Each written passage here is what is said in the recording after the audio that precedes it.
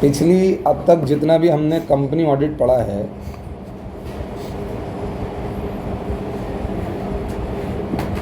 उसमें हमने section 141 mainly पढ़ा था, आया ना, जिसमें सब सेक्शन 1 बता रहा था क्वालिफिकेशन ऑफ ऑडिटर, कि अगर आप एज एन ऑडिटर अपॉइंट होना चाहते हैं तो आप कैसे क्वालिफाइड हो। हाँ जी। फिर उसके बाद सब सेक्शन 2 कि अगर आप as a partnership firm appoint होते हैं, अगर आप as a partnership firm appoint होते हैं तो ओनली सीए पार्टनर एंड, हाँ जी, only CA partner shall act and sign on behalf of the partnership firm. और सब सेक्शन 3 क्या कहता है? डिस्क्वालिफिकेशन, कि अगर आप डिस्क्वालिफिकेशन सेक्शन के अकॉर्डिंग कोई भी ऐसे पर्सन होते हैं तो आपको एज एन ऑडिटर अपॉइंट नहीं किया जा सकता। और सब सेक्शन 4 आपसे क्या कहता है? सब सेक्शन 4 आपको बताता है कि अगर आप एज एन ऑडिटर अपॉइंट हो गए, उस वक्त तो आपके ऊपर सब सेक्शन 3 यानी डिस्क्वालिफिकेशन का सेक्शन अप्लाई नहीं होता था, लेकिन अगर आप एज एन ऑडिटर अपॉइंट हो गए, हाँ जी, समझ आई बात? ये नहीं तो बाद में जाकर अगर आपके ऊपर कोई भी क्या आ गई भाई, हाँ जी, डिस्क्वालिफिकेशन अट्रैक्ट हो गई तो बाद में आपको अपना ऑफिस वेकेट करना पड़ेगा। ये सब सेक्शन 4 आपसे कह रहा था। समझ में आती है बात या नहीं आती? हाँ, आपके ऑफिस में वैकेंसी अराइज हो जाएगी, उसे कैजुअल वैकेंसी कहेंगे। ठीक है, चलो अब बात करते हैं सेक्शन 144 की। सेक्शन 144 में हमने अब क्या पढ़ा भाई? Mafia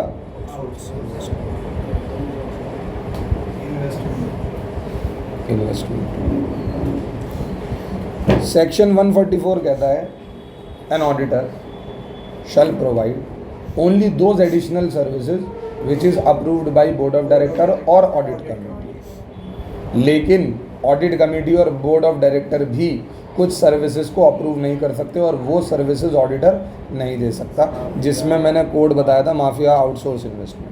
M for management service, A for actuarial service, F for internal designing and implementation of internal financial control system. ठीक है जी। I for internal audit, A for accounting and book keeping. Outsource में outsource financial services, investment banking services and investment advisory services and other services as may be prescribe. ये section 144 ने आपको समझाया था। समझ आती है बात या नहीं आती? आज हम एक और सेक्शन पढ़ेंगे और वो है सेक्शन 139। कौन सा सेक्शन पढ़ेंगे? सेक्शन 139। सेक्शन 139 बात करता है अपॉइंटमेंट ऑफ ऑडिटर की। किसकी बात करता है भाई? Appointment of auditor.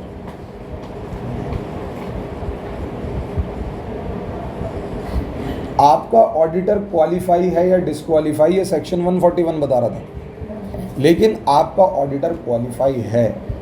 क्या है भाई? आपका ऑडिटर क्वालिफाई है, आपको उसे अपॉइंट करना है यार। क्या करना है? तो अपॉइंट करने के लिए जो सेक्शन है वो कौन सा सेक्शन है? सेक्शन 139। कौन सा सेक्शन है बेटा? सेक्शन 139। समझ में आती है बात या नहीं आती? तो अब हम यहाँ पर सेक्शन 139 के कुछ सब सेक्शंस को पढ़ेंगे। देखो, सेक्शन 139 की शुरुआत मैं सब सेक्शन 1 के साथ नहीं कर रहा। हम यहाँ पर 2 सब सेक्शन पढ़ेंगे। एक है सब सेक्शन 6, हाँ जी, एक है सब सेक्शन 6 और एक है सब सेक्शन 7। पहले सब सेक्शन 6 के बारे में समझेंगे और सब सेक्शन 7 के बारे में बाद में समझेंगे। देखो, इन्होंने क्या किया, इन्होंने ऑडिटर को, कंपनी को 2 पार्ट में बांटा। एक को कहा गवर्नमेंट कंपनी, एक को क्या कहा, और एक को कहा other than government company. Sir ऐसा बांटा क्यों? ऐसे अलग अलग क्यों बांटा? असल में जितनी भी गवर्नमेंट कंपनीज होती हैं ना, उनके ऑडिटर को अपॉइंट करने की पावर बोर्ड ऑफ डायरेक्टर के पास नहीं होती, CAG के पास होती है। किसके पास होती है? CAG। अब सर ये CAG कौन है? ये controller auditor general of India. तो बच्चा कहता है सर वो CA को इज्जत देने के लिए CAG कह देते हैं। ये controller auditor general of India है भाई। इंडिया का जो ये ऑडिट डिपार्टमेंट है ना, जो सरकार का ऑडिट डिपार्टमेंट है, समझ में आती है बात नहीं? ये उसके हेड होते हैं, controller auditor general of India.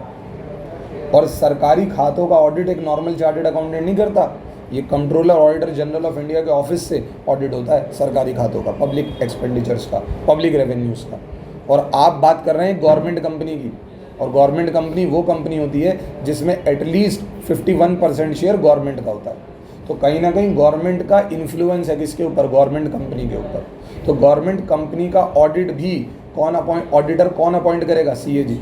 हालांकि सीएजी खुद ऑडिट नहीं करेगा, लेकिन अपॉइंट कौन करेगा, सीएजी करेगा। अदरवाइज बात समझ आती है नहीं आती। अदरवाइज नॉर्मल कंपनी के ऑडिटर कौन क्या नाम है अपॉइंट करते हैं, या तो बोर्ड ऑफ डायरेक्टर अपॉइंट करते हैं या फिर मेंबर्स अपॉइंट करते हैं। समझ आती है बात। अभी मैंने आपको लॉ नहीं पढ़ाया, रूल्स नहीं पढ़ाया, मैं जस्ट आपको ये बताना चाह रहा हूँ कि इन्होंने कंपनी को 2 पार्ट्स में डिवाइड करा क्यों। एक कहा गवर्नमेंट कंपनी, क्योंकि वहाँ अपॉइंट करने वाले बोर्ड ऑफ डायरेक्टर या मेंबर्स नहीं होते, और एक होती है वो कंपनी जो गवर्नमेंट कंपनीज नहीं है, यानी नॉर्मल कंपनीज की बात हो रही है।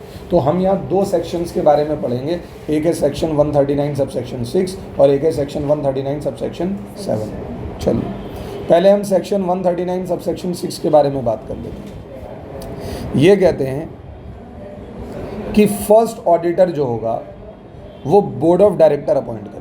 क्या करेंगे भाई, फर्स्ट ऑडिटर जो होगा एक नॉर्मल कंपनी का, उसे कौन अपॉइंट करेगा, बोर्ड ऑफ डायरेक्टर। कब तक, 30 दिन के अंदर अंदर। कितने दिन के अंदर अंदर, 30 दिन के अंदर। सर ये 30 दिन कहाँ से काउंट होने हैं, इनकॉर्पोरेशन की डेट से। देखो पीडीएफ का पेज नंबर 19। ठीक, हाँ जी, क्या कहा हमने, जो फर्स्ट ऑडिटर है कंपनी का वो कौन अपॉइंट करेगा, बोर्ड ऑफ डायरेक्टर। कितने दिन के अंदर अंदर, रजिस्ट्रेशन के 30 दिन के अंदर अंदर। देखो बेटा मैं आपको एक चीज़ बता देता हूँ, ये जो आपका सेक्शन 139 है ना, ये ऑडिटर को 2 नाम देता है। एक कहता है फर्स्ट ऑडिटर और एक कहता है सब्सीक्वेंट ऑडिटर।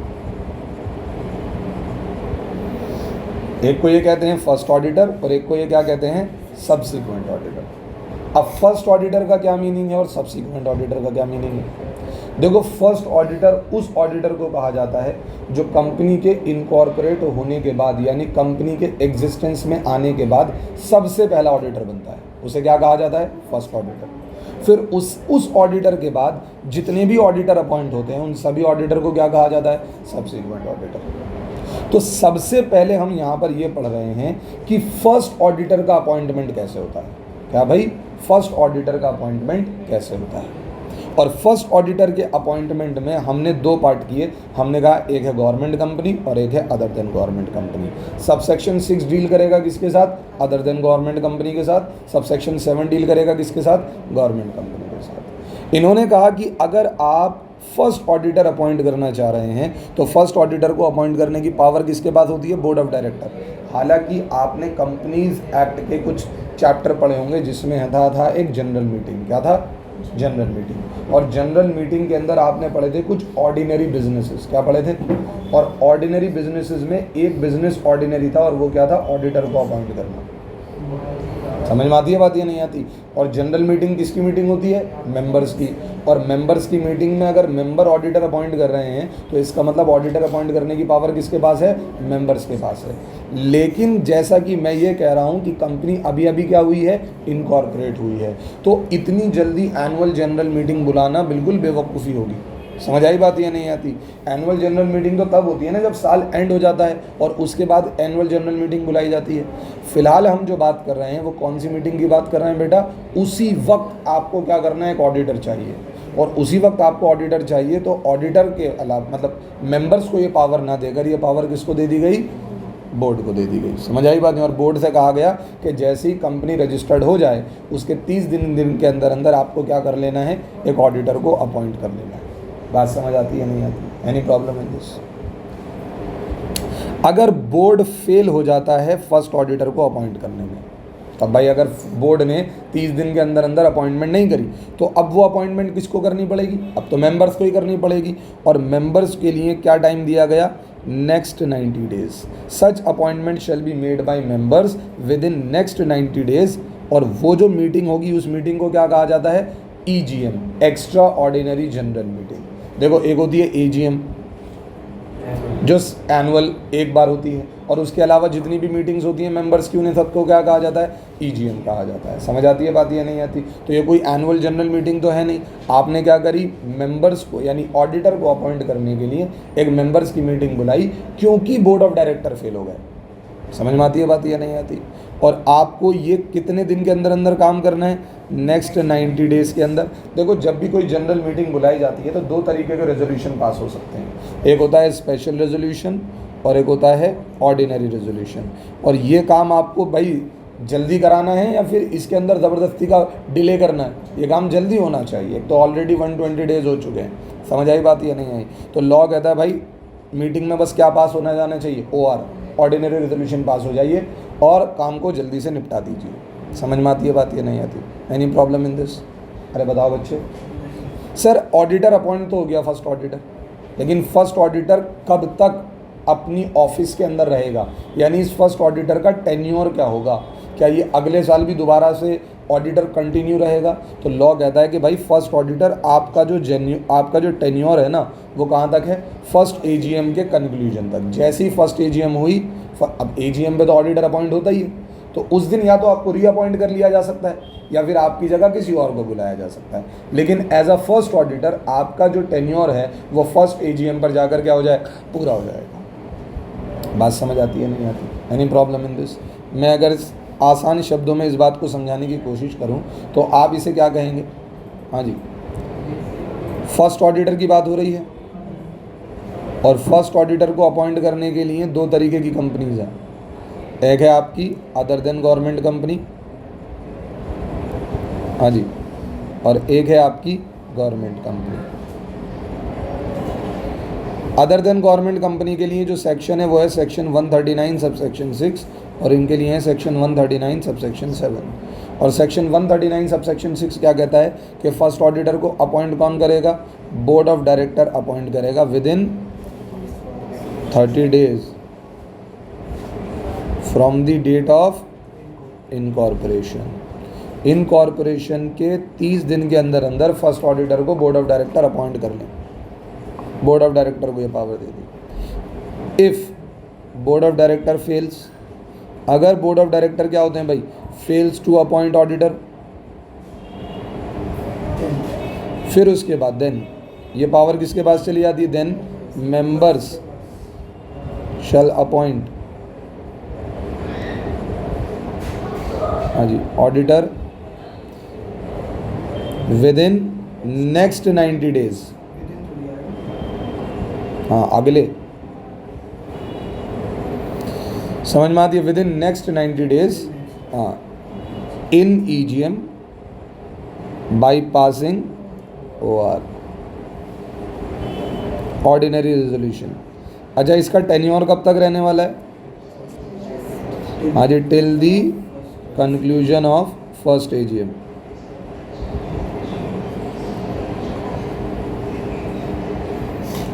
किसके केस में बात करिए बेटा हमने? हाँ, सेक्शन 139 सबसेक्शन 6। चलिए आगे आ जाते हैं। अब बात कर लेते हैं गवर्नमेंट कंपनी के केस में। तो आप मुझे बताओ, गवर्नमेंट कंपनी का ऑडिटर अपॉइंट कौन करता है? CAG। तो आप यहाँ क्या कहेंगे? हाँ जी, first auditor shall be appointed by CAG। और CAG को टाइम दिया जाता है कितना बेटा? 60 डेज को, क्योंकि वो CAG हैं भाई, समझ आया? बहुत से काम है उनके पास। और कितने? With in the 60 days of registration of company. लेकिन अगर CAG फेल हो जाए तो फिर भाई ये पावर आ जाती है बोर्ड ऑफ डायरेक्टर के पास। और गरीब बोर्ड ऑफ डायरेक्टर को फिर कितना टाइम मिलेगा? 30 दिन। समझ आती है बात या नहीं? और अगर बोर्ड ऑफ डायरेक्टर फिर दोबारा फेल हो जाए तो मेंबर्स को कितना टाइम मिलेगा भाई? 60 डेज। समझ में आती है कितना मिलेगा? सर इस बार मेंबर को क्या नहीं मिला? हाँ जी, 90 डेज। यार already board of director CAG भी टाइम लेगा ना, तो आपका टाइम पीरियड क्या कर दिया गया? थोड़ा कम कर दिया गया। समझ आती है बात या नहीं आती? हाँ हाँ, अब देखो जी, पहले यहाँ पर क्या कहेंगे हम? CAG को टाइम मिला कितने का? 60 दिन, 60 days from the date of incorporation. अगर CAG फेल हो जाते हैं तो बोर्ड ऑफ डायरेक्टर, और बोर्ड ऑफ डायरेक्टर को कितना मिला? Next 30 days. दोबारा बार बार बोल रहा हूँ मैं, नेक्स्ट 30 डेज। समझ आई बात? ये नहीं। फिर अगर बोर्ड ऑफ डायरेक्टर भी अगर फेल हो जाते हैं तो फिर मेंबर्स, हाँ जी, कितने? Next 60 days. समझ आया नहीं आया? अरे बताओ बच्चे मुझे, any problem in this? Himanshi ji समझ आ गया? और इनका भी जो टेन्योर है वो कहाँ तक रहेगा भाई? कंक्लूजन ऑफ फर्स्ट AGM तक। चलो जी, आप सबको मेरी बात समझ में आ गई है। तो ले देकर फर्स्ट ऑडिटर का अपॉइंटमेंट हम समझ गए, आसान है या नहीं है? अरे बताओ भाई, फर्स्ट ऑडिटर का अपॉइंटमेंट आसान है या नहीं है? बिल्कुल। अब नोट करिए, नोट पढ़ते हैं इसके अंदर। ये कहते हैं if AGM is not concluded with in the time and it is adjourned, then it cannot be said as casual vacancy in the office of auditor. In this situation, the tenure of auditor will be automatically extended till the conclusion of adjourned meeting. इसका मतलब क्या है? देखो ऐसा होता है ना, कभी कभी मीटिंग एडजर्न हो जाती है, यानी पोस्टपोन्ड हो जाती है। तो ऐसा नहीं है कि चलो जी आज मीटिंग होनी थी, ऑडिटर अपना बोरिया बिस्तर बांधो और निकलो। अब आपके ऑफिस के अंदर कैजुअल वैकेंसी अराइज हो गई। नहीं भाई, जैसे ही मीटिंग का टाइम पीरियड एक्सटेंड हुआ, ऑटोमेटिकली फर्स्ट ऑडिटर का टेन्योर भी उसके साथ साथ एक्सटेंड हो गया। समझ आती है बात या नहीं आती? चलिए भाई, दो केस स्टडी देख लेते हैं यहाँ पर। एक कंपनी है ए लिमिटेड, इनकॉर्पोरेशन हुई 1/4/2015 को। फर्स्ट ऑडिटर जो है कंपनी का वो अपॉइंट किया गया MD के द्वारा। किसके द्वारा भाई? MD के द्वारा, with in 30 days of incorporation. तो भाई MD तो बोर्ड ऑफ डायरेक्टर का पार्टी है, कर सकता है वो, कोई ऐसा मसला नहीं है। अपॉइंट सॉरी MD है अकेला, साल तेरी भैंस की डांग। यहाँ पर पूरा बोर्ड होना चाहिए, पूरा बोर्ड होना चाहिए। असल में पूरा बोर्ड जो है वो एक रेजोल्यूशन पास करता है। क्या करता है? रेजोल्यूशन। एक अकेला बंदा पूरे बोर्ड को रिप्रेजेंट नहीं करता। सही बात है। तो अपॉइंटमेंट क्या हो गई यहाँ पर? इनवैलिड हो गई। फिर उसके बाद क्या कहा हमने? कंपनी है ए लिमिटेड, डेट ऑफ इनकॉर्पोरेशन है 1/4/2015। फर्स्ट ऑडिटर को अपॉइंट कर रहा है कौन? Board of director. लेकिन डेट क्या है भाई? 10/5/2015। हाँ जी, कितने दिन के अंदर अंदर करना था? 30 दिन के अंदर अंदर करना था। 30 दिन से ज़्यादा ले लिए, फिर दोबारा अपॉइंटमेंट इनवैलिड हो गई। कंपनी है ए लिमिटेड और गवर्नमेंट कंपनी है, डेट ऑफ इनकॉर्पोरेशन है 1/4/2005। हाँ जी, देखो बोर्ड ऑफ डायरेक्टर ने क्या करा? 10/4/2015 को अपॉइंट, यानी सर 10 दिन के अंदर अंदर कर लिया, 30 दिन। अबे भाई गवर्नमेंट कंपनी है, ऑडिटर अपॉइंट कौन करेगा? CAG अपॉइंट करेगा। अपॉइंटमेंट इनवैलिड है। समझ आती है बात या नहीं आती? हाँ जी। और इसी तरीके से आपके साथ अब खेलते रहेंगे। चलो जी, अब ये एक सेक्शन है, सेक्शन 177 ऑडिट कमेटी का। इसे मैं बाद में कंसिडर करूँगा, बाद में आपके साथ डिस्कस करूँगा। फिलहाल के लिए अभी हम अपॉइंटमेंट की ही बात कर रहे हैं। सेक्शन 139 सबसेक्शन 6 और सेक्शन 139 सबसेक्शन 7। हिमांशी जी इधर देखेंगे। चलिए, PDF ढूंढ रही हैं आप? Very good. तुम बच्चे निकम्मे हो, ये पढ़ती है अकेली बस।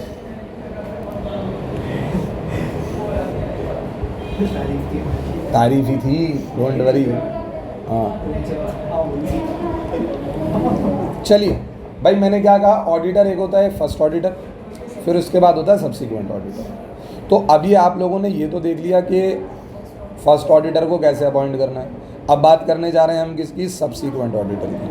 और मैं आपको सिर्फ ये नहीं सिखाऊंगा कि सब्सिक्वेंट ऑडिटर को अपॉइंट कैसे करते हैं, क्योंकि ये सेक्शन जो है ना, ये सेक्शन 139 सबसेक्शन 1 है। और सेक्शन 139 सबसेक्शन 1 में सिर्फ बात अपॉइंटमेंट को लेकर ही नहीं है, आगे को लेकर भी। सब्सिक्वेंट ऑडिटर के बारे में और भी बातें सेक्शन 139 सबसेक्शन 1 करता है। हमने जब सेक्शन 139 शुरू किया तो हमने सबसेक्शन 1 से नहीं किया, हमने कहाँ से शुरुआत करी? 6 और 7 से, क्योंकि 6 और 7 में पहले फर्स्ट ऑडिटर की बात हो गई थी। तो हमने कहा कि पहले फर्स्ट ऑडिटर की बात कर लेते हैं, फिर बाद में सब्सिक्वेंट ऑडिटर पर आ जाएंगे। यानी एक नॉर्मल ऑडिटर, जो हम तो भाई देखो ऐसे ही मानकर चलते हैं ना कि कंपनी इनकॉर्पोरेटेड है और उस नई मतलब एग्जिस्टिंग कंपनी क्या करने वाली है? ऑडिटर अपॉइंट करने वाली है। तो वो जो ऑडिटर होगा अपॉइंट, वो कौन सा ऑडिटर होगा? सब्सिक्वेंट ऑडिटर ही होगा। तो इसीलिए सबसेक्शन 1 भी किसके लिए लिखा हुआ है? सब्सिक्वेंट ऑडिटर के लिए लिखा हुआ है। समझ आती है बात या नहीं आती? चलिए,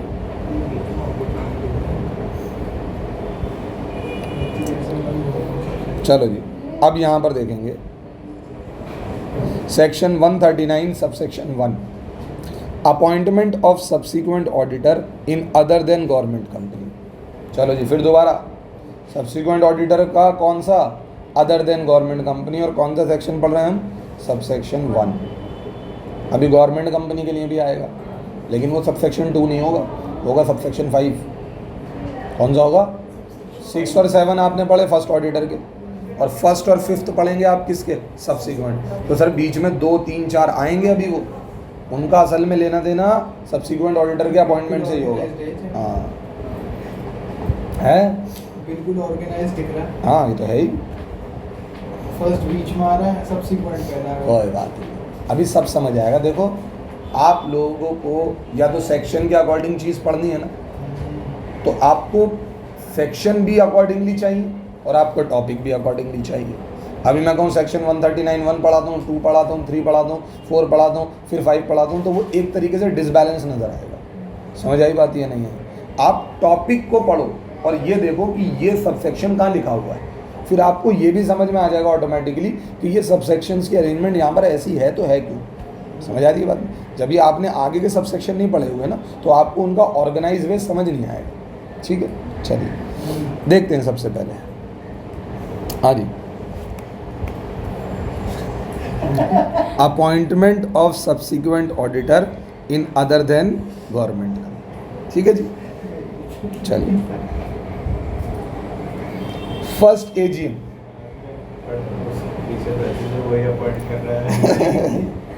उसको अवॉइड किया जाए। हाँ जी, फर्स्ट एजीएम,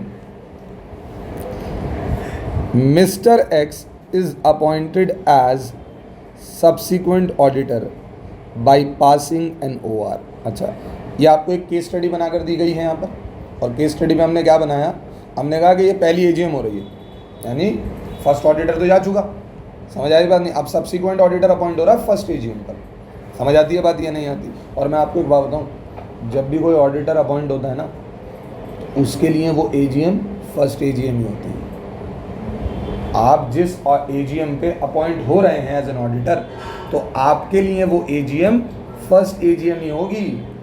समझ में आई बात? नहीं, मुझे आज ए लिमिटेड क्या नाम है अपॉइंट करा एज एन ऑडिटर एजीएम के ऊपर, तो मेरे लिए तो वो फर्स्ट एजीएम ही है। समझ में आई बात? ये नहीं आई? तो सब्सिक्वेंट ऑडिटर के लिए अगर ये फर्स्ट एजीएम लिखा हुआ है ना, तो आप ये समझिए जो ऑडिटर अपॉइंट हो रहा है एजीएम के ऊपर, उसके लिए तो ये एजीएम फर्स्ट एजीएम ही है। और मिस्टर एक्स को अपॉइंट कर लिया गया एज अ सब्सिक्वेंट ऑडिटर, और क्या पास करके? OR। तो एक बात हमेशा ये क्लियर होती है कि चाहे ऑडिटर फर्स्ट ऑडिटर हो या सब्सिक्वेंट ऑडिटर हो, उसका अपॉइंटमेंट ऑर्डिनरी रेजोल्यूशन से होना है। अब आपने मेंबर्स की मीटिंग में, मेंबर्स की एजीएम में उसे ऑडिटर अपॉइंट कर लिया बाई पासिंग एन OR, तो क्या आपकी यानी एज अ कंपनी आपकी रिस्पॉन्सिबिलिटी खत्म हो गई क्या? नहीं। अब ये बात आपको क्या करनी पड़ेगी? इंटीमेट करनी पड़ेगी। क्या करनी पड़ेगी? इंटीमेट। जिस ऑडिटर को अपॉइंट किया है उसको, और ये बात आपको किसे बतानी पड़ेगी? ROC को। किसे बतानी पड़ेगी भाई? ROC को। हाँ भाई नौमान भाई, किस किस को बतानी पड़ेगी? जिसको ऑडिटर अपॉइंट किया है उसी को बताओ। अब उसे भी तो पता लगा, अच्छा ऑडिटर अपॉइंट हो गया। लोग अपना नाम दे देते हैं, ज़रूरी नहीं है वहाँ पर मौजूद भी हो, वो अपना नाम दे देते हैं। और जिसको अपॉइंट कर लिया जाता है उसको कंपनी बता देती है कि आपको हमने एज एन ऑडिटर अपना अपॉइंट कर लिया। उसको इंटीमेशन कीजिए, उसे इंटीमेशन भेजिए, इंटीमेट कीजिए उसे।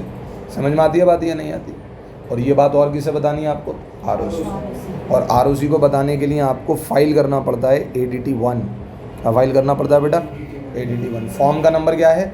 ADT 1। समझ में आती है बात? और ये दोनों काम कितने दिन के अंदर अंदर होने जाने चाहिए?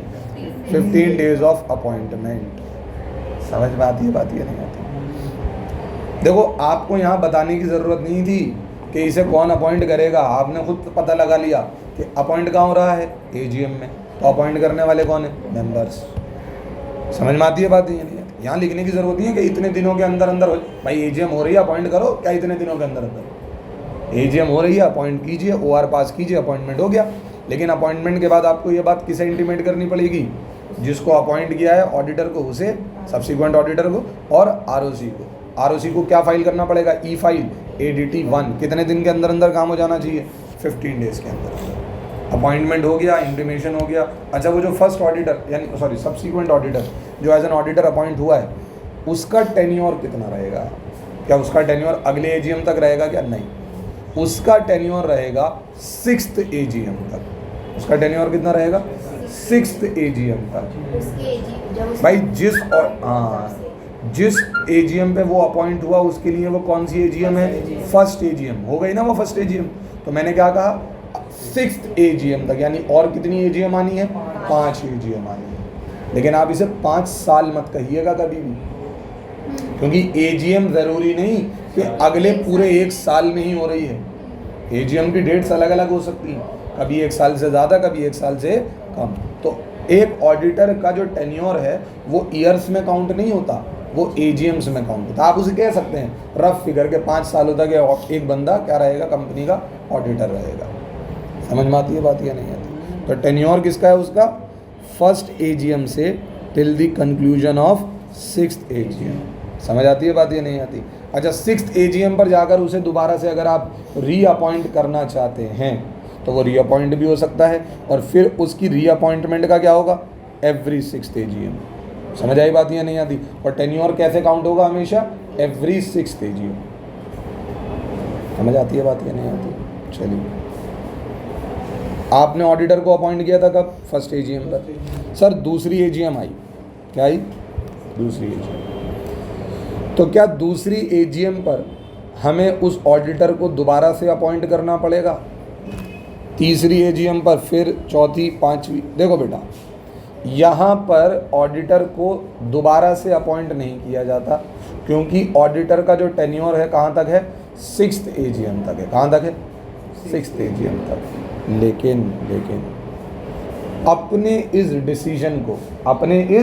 डिसीजन को मेंबर्स हर साल क्या करते हैं, रेटिफाई करते हैं। क्या करते हैं, रेटिफाई करते हैं। मेंबर अपने इस डिसीजन को हर साल क्या करते हैं, रेटिफाई करते हैं। क्या करते हैं भाई, रेटिफाई करते हैं। समझ में आती है बात या नहीं आती? सर रेटिफिकेशन का मतलब क्या होता है कि जो हमने फर्स्ट एजीएम पर ऑडिटर को अपॉइंट किया, हम अपने उसी डिसीजन को क्या कर रहे हैं कि वो हमारा डिसीजन सही था भी या नहीं था। अगर मेंबर्स चाहें तो इन बीच की 4 एजीएम पर डिसीजन बदल भी सकते हैं और उसका टेन्योर वहीं पर क्या हो जाएगा, एंड हो जाएगा। लेकिन ये जो बीच की 4 एजीएम हो रही है ना, यहाँ पर आप उस ऑडिटर को ये नहीं कहेंगे कि वो हर साल दोबारा रीअपॉइंट हो रहा है, वर्ड गलत हो जाएगा, रीअपॉइंट। उसके लिए उसे क्या कहा जाएगा, वो ऑडिटर का अपॉइंटमेंट क्या हो रहा है, रेटिफाइड हो रहा है। क्या हो रहा है, रेटिफाइड। अगर मान लेते हैं कि वो मेंबर्स जो हैं वो उसको रेटिफाई नहीं करते, तो फिर ऑडिटर को अपना जो स्पेस है वो क्या करना पड़ेगा, अपना ऑफिस जो है वो क्या करना पड़ेगा, विकेट। और टेन्योर से पहले अगर विकेट करना पड़े तो उसको हम क्या कहते हैं, कैजुअल वैकेंसी। क्या कहते हैं बेटा, कैजुअल वैकेंसी। अब ज़रा इधर देखिएगा, हाँ जी, देखो इन दीज एजीएम्स, हाँ जी, इन दीज एजीएम यानी ये दूसरी, तीसरी, चौथी, पांचवी, in these AGMs appointment of subsequent auditor will be ratified by passing an OR। भाई जाहिर सी बात है भाई, ऑर्डिनरी रेजोल्यूशन ही पास करवाएंगे। जब अपॉइंटमेंट में ही OR पास करवाया तो ऐसा तो है नहीं कि रेटिफिकेशन पर SR पास कराने लग जाएं। समझ आती है बात ये नहीं आती? हाँ, अब देखो, अब बात ये आती है, अगर auditor if appointment is not ratified, अगर ऑडिटर के अपॉइंटमेंट को रेटिफाई नहीं किया जाता तो उसे अपना क्या करना पड़ेगा भाई, office vacate. It will be considered as casual vacancy, और उस कैजुअल वैकेंसी को आपको क्या करना पड़ेगा, फिल। और फिल करने का मतलब होता है अपॉइंटमेंट, और उसके लिए कौन सा सेक्शन है, सेक्शन 139 सबसेक्शन 8। सेक्शन 139 किसके लिए है, अपॉइंटमेंट के लिए। और सबसेक्शन 1 पढ़ रहे हैं हम सब्सिक्वेंट ऑडिटर का, सबसेक्शन 5 पढ़ेंगे government company other than government, government company का। सेक्शन 139 सबसेक्शन 1 है appointment of subsequent auditor other than government company. Section 139 subsection 5 appointment of subsequent auditor for government company. Section 6 first auditor, 7B first auditor. और subsection 8 क्या है, अगर casual vacancy आती है तो आपको अपॉइंट। समझ आती है बात या नहीं आती? तो आप देख रहे हैं सेक्शन 139 में सिर्फ किससे रिलेटेड बात हो रही है, अपॉइंटमेंट से रिलेटेड बात हो रही है। समझे कि नहीं समझे? Any problem in this? Sir ये 5 एजीएम हो गई, अब 6th एजीएम आ गई। क्या 6th एजीएम पर भी रेटिफिकेशन होनी है? नहीं। देखो भाई, या तो आप उसका टेन्योर तो हो गया पूरा, तो अब वो तो ऑटोमेटिकली जाना चाहिए। या तो आप चाहें तो किसी दूसरे अनदर पर्सन या अदर फर्म को क्या कर सकते हैं, आप एज एन ऑडिटर अपॉइंट कर सकते हैं, या फिर उसी रिटायरिंग ऑडिटर को आप क्या कर सकते हैं, रीअपॉइंट। टेन्योर खत्म होने के बाद उसे कहा जाता है रिटायर होना। समझ आई बात नहीं? और आप चाहें तो उसी रिटायरिंग ऑडिटर को क्या कर सकते हैं, रीअपॉइंट कर सकते हैं। समझ में आती है बात ही नहीं? वहाँ पर रेटिफिकेशन का वर्ड इस्तेमाल नहीं होगा। और रीअपॉइंट करने के लिए फिर दोबारा कौन सा सेक्शन अपनाना पड़ेगा, सेक्शन 139 सबसेक्शन 1। समझ आती है बात या नहीं आती? चलिए अब ये नोट्स पढ़ लीजिए। ADT 1 will be filed by the company within 50 days of that AGM in which there is any appointment or reappointment of auditor. If in the AGM appointment of auditor is ratified, यानी ये कह रहे हैं जिस साल आप सिर्फ ratification कर रहे हैं उस साल ADT 1 फाइल करने की ज़रूरत नहीं है आपको ROC को। वो तो जब अपॉइंटमेंट हो रही है या रीअपॉइंटमेंट हो रही है तब आप, यानी टेन्योर पूरा होने के बाद अगर आप अपॉइंट कर रहे हैं किसी नए बंदे को तो ADT 1 फाइल करना है। अच्छा, उसी बंदे को दोबारा रीअपॉइंट भी कर रहे हैं तो भी ADT 1 फाइल करना पड़ेगा। हाँ, लेकिन फर्स्ट ऑडिटर के बाद, फर्स्ट ऑडिटर के अपॉइंटमेंट में ADT 1 फाइल नहीं होता, और ना ही फर्स्ट ऑडिटर में आपको इंटीमेट करने की ज़रूरत होती है उस ऑडिटर को खुद। समझ आती है बात या नहीं आती? हाँ, वो खुद मौजूद होता है, उसे मालूम होता है। हाँ, फर्स्ट ऑडिटर हम अपना पहले से चूज़ कर लाते हैं, प्रमोशन स्टेज का ही काम है आपकी। समझ आई बात या नहीं? आपको प्रमोशन स्टेज याद हो तो प्रमोशन में प्रमोटर के फंक्शंस में था अपॉइंटमेंट ऑफ प्रोफेशनल्स, तो वो पहले से ही डिसाइड कर रखता उसका फर्स्ट ऑडिटर कौन है, तो वहाँ इंटीमेशन की कोई ज़रूरत नहीं थी। हाँ, चलिए जी, अब हम पढ़ते हैं सेक्शन 139 सबसेक्शन 5। हाँ जी, क्या है ये? Appointment of subsequent auditor in government company. कौन सा सेक्शन है बेटा? Section 139 subsection 5। चलिए पढ़ेंगे इसके बारे में। ये कहते हैं subsequent auditor of a government company. बताओ क्या इसके लिए मीटिंग बुलाने की ज़रूरत है? कौन अपॉइंट करेगा? CAG अपॉइंट करेंगे खुद। समझ आई बात ही नहीं? लेकिन with in 180 days, with in 180 days. अच्छा, ये 180 डेज काउंट कहाँ से होंगे? From the commencement of financial year covered under audit. यानी जैसे 1 अप्रैल 2021-22 का ऑडिट होना है, 21-22 का ऑडिट होना है, तो 21-22 की शुरुआत 1 अप्रैल से हो रही है, और इसके अगले 180 दिन के अंदर अंदर इन्हें क्या करना है? हाँ जी, सब्सिक्वेंट ऑडिटर अपॉइंट करना है। बस, आपको कुछ नहीं करना बेटा, बहुत सिंपल सा मामला है। CAG क्या करेंगे? ऑडिटर अपॉइंट करेंगे, बात खत्म, और कोई मसला ही नहीं। कितने दिन के अंदर अंदर? फाइनेंशियल ईयर शुरू होने के 180 दिन के अंदर अंदर आपको CAG को ऑडिटर अपॉइंट करना है, और उस ऑडिटर का जो टेन्योर है वो क्या रहेगा? हाँ जी, अगले फाइनेंशियल ईयर तक, कंक्लूजन ऑफ AGM। यानी एक बंदा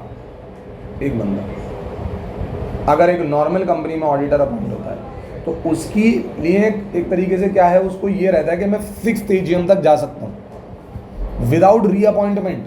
बस हर साल रेटिफिकेशन होना है, हर साल रीअपॉइंटमेंट नहीं होना। लेकिन अगर आप एक गवर्नमेंट कंपनी के ऑडिटर अपॉइंट हुए हो तो आपका टेन्योर अगले AGM तक है बस। समझ आती है बात? या तो आपका दोबारा रीअपॉइंटमेंट हो जाएगा या फिर आप रिटायर हो जाओगे। समझ में आती है बात या नहीं आती? Any problem in this? और ये काम CAG कर रहे हैं, ROC को बताएंगे ये। हाँ जी, ROC को बताएंगे, CAG ADT 1 फाइल करेंगे या ROC का गुद्दी पकड़वा के खुद ADT 1 फाइल करवा देंगे ROC से। समझ आती है बात या नहीं? सेक्शन 139। हाँ जी, देखिएगा ज़रा क्या क्या पढ़ लिया हमने।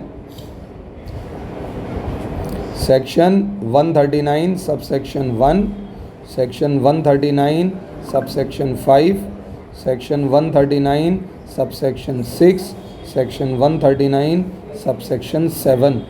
अच्छा, सबसेक्शन 8 का नाम सुना है आपने? Casual vacancy. समझ आई बात या नहीं आती? तो ये दोनों सबसेक्शन है सब्सिक्वेंट ऑडिटर के अपॉइंटमेंट से रिलेटेड, और ये दोनों सबसेक्शन है किससे रिलेटेड? फर्स्ट ऑडिटर के अपॉइंटमेंट से रिलेटेड। बात समझ आती है नहीं आती? हाँ जी, अगर देखा जाए तो हमने कौन कौन से सेक्शंस पर भाई, सेक्शन 141 के बारे में पढ़ा, सेक्शन 139 के बारे में पढ़ा, सेक्शन 144 के बारे में पढ़ा। बताइए हाँ या ना? अरे 5 मिनट की बात हो रहा है बस।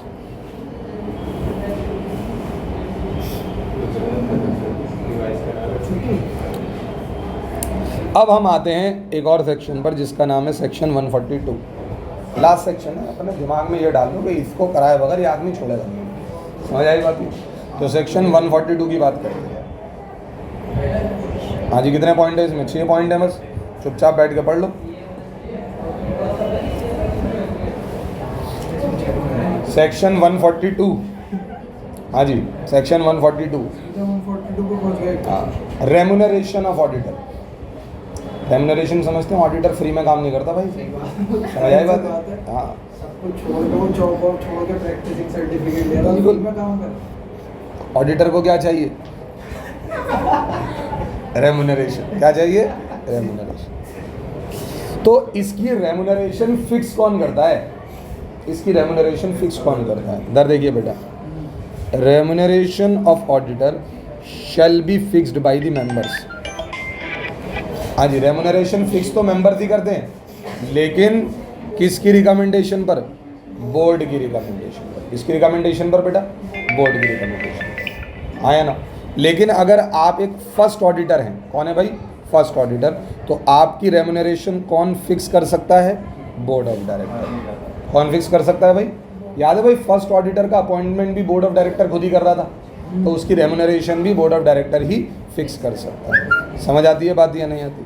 चलिए, द टर्म रेम्यूनरेशन, ये कह रहे हैं ये जो टर्म जो है ना रेम्यूनरेशन, इस रेम्यूनरेशन के अंदर all the expenses which are incurred in relation to audit. असल में ऐसा होता है, जब आप एज एन ऑडिटर अपॉइंट होते हैं ना, तो ऑडिट की एक तो आपको अपनी फीस चाहिए होती है, और फिर उस ऑडिट करते वक्त एक ऑडिटर के बहुत से खर्चे होते हैं, जैसे उसका कन्वेंस का खर्चा हो गया, खाने पीने का खर्चा हो गया, सारी, हाँ, रोज़ का मतलब उसके आर्टिकल्स का खर्चा, उसके इंटर्न्स का खर्चा, कन्वेंस का खर्चा, वो सारा खर्चा जोड़कर किसको बता देता है? कंपनी को। देखो जी, एक तो मेरी फीस है और फिर ये सारे खर्चे हुए हैं, आप इन सारे खर्चों को जोड़कर मुझे क्या पे कर दें? रेम्यूनरेशन। समझ में आती है बात? हम तो टैक्स ऑडिट, स्टैट ऑडिट दोनों करते थे, तो जो भी कन्वेंस का खर्चा होता था और जो खाने पीने का खर्चा होता था, हाँ वो सब चलो बताएंगे कभी इसके बारे में। It is not mandatory, it is not mandatory, यार ये परेशान करते हैं बच्चे ऐसे टाइम पर। It is not mandatory that auditors remuneration shall be fixed in the meeting of appointment, it can be fixed in the subsequent meeting। ये कह रहे हैं ऐसा नहीं है कि जिस बार जब आप उसे अपॉइंट कर रहे हैं तो उसी वक्त क्या नाम है उससे रेम्यूनरेशन फिक्स करना, बाद में भी कभी ये फिक्स की जा सकती है। समझ में आती है बात या नहीं आती? हाँ जी, इधर देखिए, sometimes company request to auditor to render additional services. कहते हैं भाई एडिशनल सर्विसेज दे दो, ऑडिटर से कहते हैं और कुछ भी, लेकिन वो एडिशनल सर्विसेज कौन सी सर्विसेज नहीं हो सकती? सेक्शन 144 वाली नहीं हो सकती। अभी पढ़ाया था ना आपको ऊपर, वो सर्विसेज कौन सी नहीं हो सकती? सेक्शन 144 वाली नहीं हो सकती। और ऑडिटर जो है उन एडिशनल सर्विसेज के लिए आपसे एडिशनल फीस चार्ज कर सकता है। समझ में आती है बात या नहीं आती? जितना भी अमाउंट ऑडिटर को पे किया जाता है वो सारा का सारा कहाँ पर शो होगा भाई? P&L अकाउंट में। कहाँ शो होगा? P&L अकाउंट में। देख लो भाई किस तरीके से ऑडिटर को कितना पे किया, यानी ऑडिटर की फ़ीस कितनी है, उसने जो एडिशनल सर्विसेज प्रोवाइड की उसकी फ़ीस कितनी है, और ऑडिटर को कितने एक्सपेंसेस आपको रीइंबर्स करने पड़े। इन सारे खर्चों को जोड़कर आप ऑडिटर का एक्सपेंस दिखा सकते हैं अपने P&L अकाउंट में। आसान सा सेक्शन है, आप इसे पढ़ सकते हैं। हाँ जी, पहला क्या है भाई? ऑडिटर की रेम्यूनरेशन फिक्स कौन करेगा? मेंबर्स। लेकिन रिकमेंडेशन बोर्ड का होगा। ये बात ध्यान रखनी, इंपॉर्टेंट पॉइंट है। सर अगर फर्स्ट ऑडिटर है तो बोर्ड ऑफ डायरेक्टर खुद फिक्स कर सकता है। अच्छा, उसकी रेम्यूनरेशन के अंदर दो चीज़ें आ सकती हैं, उसकी एडिशनल सर्विसेज की फीस भी आ सकती है और उसके एक्सपेंसेस भी आ सकते हैं। अच्छा sir, auditor additional services provide कर सकता है? कर सकता है, बट सेक्शन 144 वाली नहीं होनी चाहिए। और एक कंपनी जब ऑडिटर के एक्सपेंस को P&L अकाउंट में शो करेगी तो नोट्स टू अकाउंट में उसका बाइफर्केशन वो कैसे देगी? ऑडिटर की मेन फीस कितनी है, एडिशनल सर्विसेज की फ़ीस कितनी है, और एक्सपेंसेस का रिम्बर्समेंट कितना है। समझ आती है बात या नहीं आती? Any problem in this? चलिए, थैंक यू सो मच।